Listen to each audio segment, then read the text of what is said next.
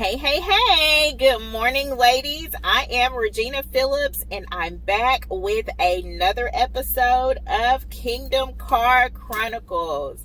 I'm so excited for this week, just because I am anticipating God to do something amazing in my life and in my family's life and in the lives of everybody connected to me. So I'm just excited for the week. So we have been talking about discovering who you are and hearing the voice of God. So this week's topic is how to become a woman of virtue. This is a topic that I talk about when God gives me that leading, when I'm talking to a woman about her role as the wife in the marriage. So in August of 2011, I actually did a message, so to speak, at a Wednesday night Bible study. And the topic was, are you a virtuous woman? So to be clear, my goal with this channel is not to be preachy, but to be encouraging. But I am going to steal some notes from that message that I did back in 2011.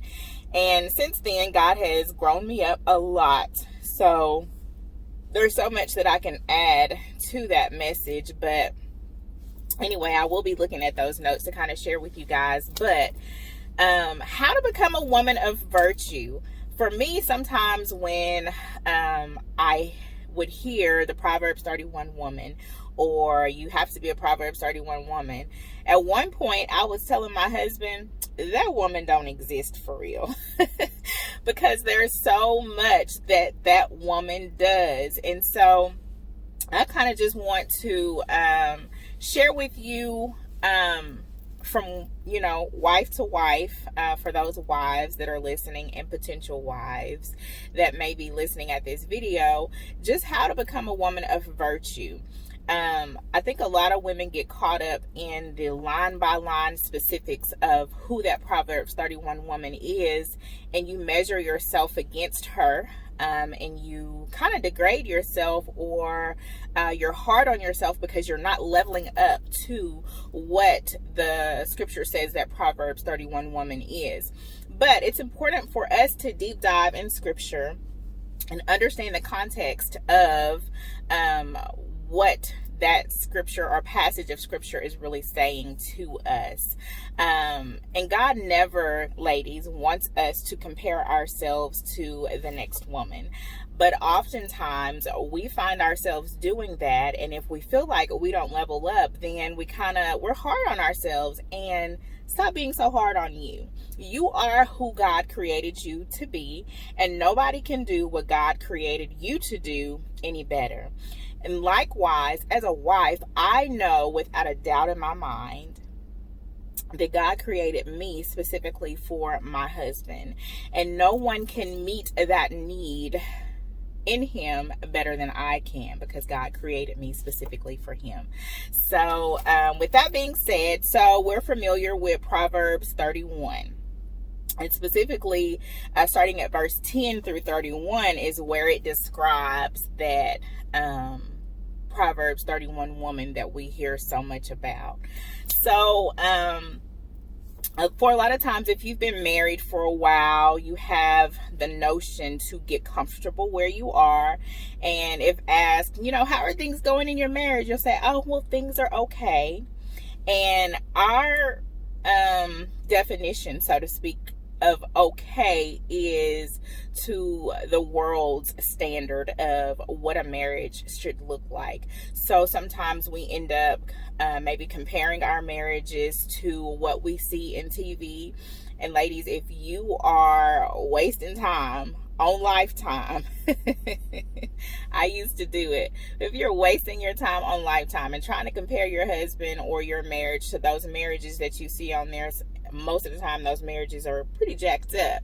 But if you are comparing your marriage to what you see in TV and what you see in the movies, you are doing yourself as well as your spouse a great disservice. So I would encourage you to be cautious of what you allow to go into your eye gate and what you allow to go into your ear gate concerning your marriage, because you can't compare what you see in Hollywood to real life. Okay. So I'm guilty of saying, oh, things are okay, we're fine, when in reality we were broken, busted, and disgusted, and God is still mending some things in our marriages. But ladies, we have to take a step back and look at us, look at ourselves, because a lot of times in marriage, we as women, we want to shape, make, and mold our husbands to what we want them to be, when essentially our prayer should be, Father, I pray that you allow this man to come into who you created him to be. Because if your husbands ever line up with their purpose and the man that God created them to be, then they will be everything that you need and so much more.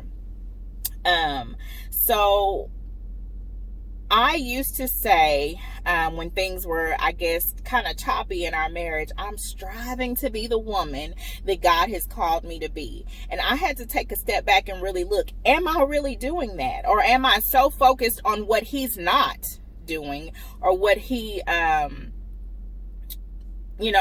doesn't bring in the marriage that I'm looking for, that I don't realize that I'm jacked up too?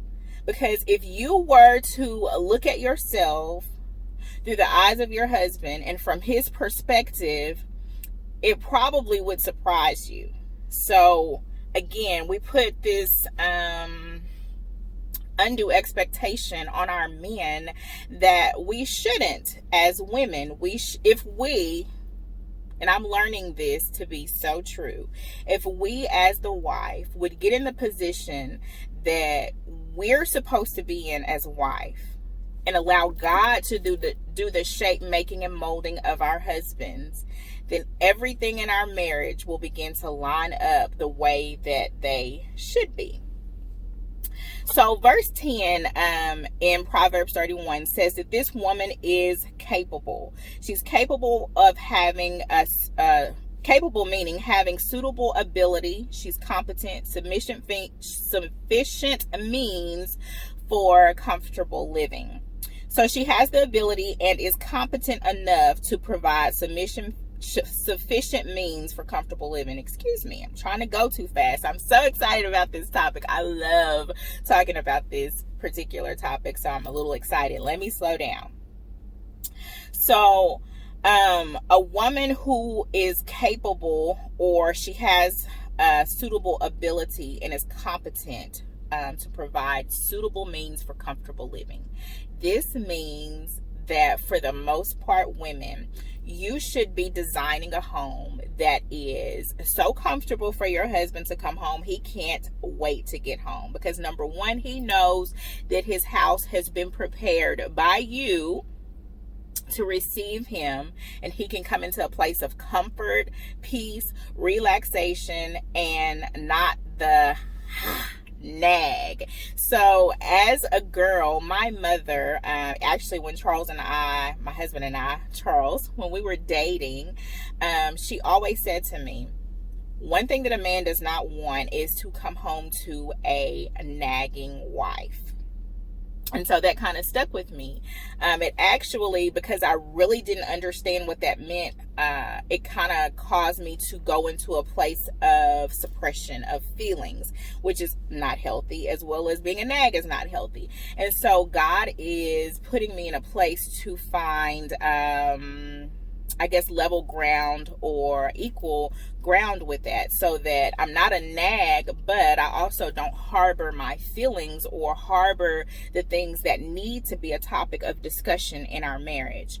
And so her saying that, I have never been a nag to my husband, and I don't plan to be one, and I'm not tooting my horn or I guess bragging, so to speak, but that is a question that you can ask my husband, and without a doubt in my mind, I know that he will say, no, she doesn't nag me. So with that being said, it's important for us to know when to speak up, But ladies, it's also important for us to know when to be quiet and pray and really love the hell out of our husbands. Now, that's something that I heard from my aunt years ago, and she got me through talking to her. And I call her mommy number 2. But talking to her got me through such trying times in the beginning stages of my marriage. And so literally, I had to learn how to love the hell out of a man that I couldn't stand to look at for years because of the things that we endured. But one thing I never was is I was never a nag to him. And so I want to encourage you, if that's something that you're that you struggle with as a wife, to try and find a different way to, one, express your feelings, or ask God to tame your tongue and to allow you to have that that quiet spirit within, and learn how to love your husband the way God desires for you to. And I'm going to say this too, and this is not in my notes, but I've always heard that men, Scripture says, I'll say this, Scripture says, husbands, love your wife as Christ loves the church. And you'll hear nowhere in Scripture does it say for the wife to love her husband. But that is absolutely not true. And I didn't write the scripture down, but I'm going to find it and share it with you in the next video.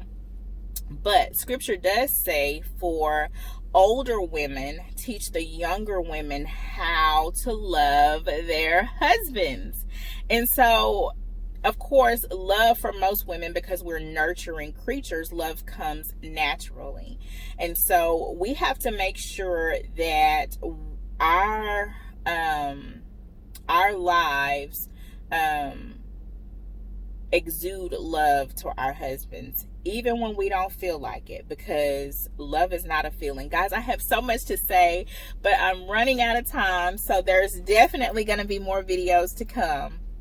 But if there's anything that you take away from today's video on how to become a woman of virtue, is do not be a nag to that man. Love that man. And everything that you see is wrong, you need to get on your knees and you need to pray about it. Oh my gosh, I'm so excited about this topic. I look forward to talking to you guys next time. I pray that you have a blessed day and ask God to help you tame your tongue. Until we meet again, I love you ladies, and I'll see you soon.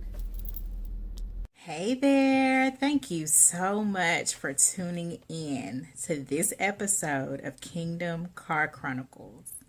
Remember, if this word blessed you, we are blessed to be a blessing. So I'm asking you to please share it with your friend, share it with your sister, share it with your coworker, share it with your mom, share it with someone that you know it will be a blessing to. So share, and if you want to see more content, subscribe to my channel. And as always, remember, you have to see it before you see it in order to see it. That's faith. God bless.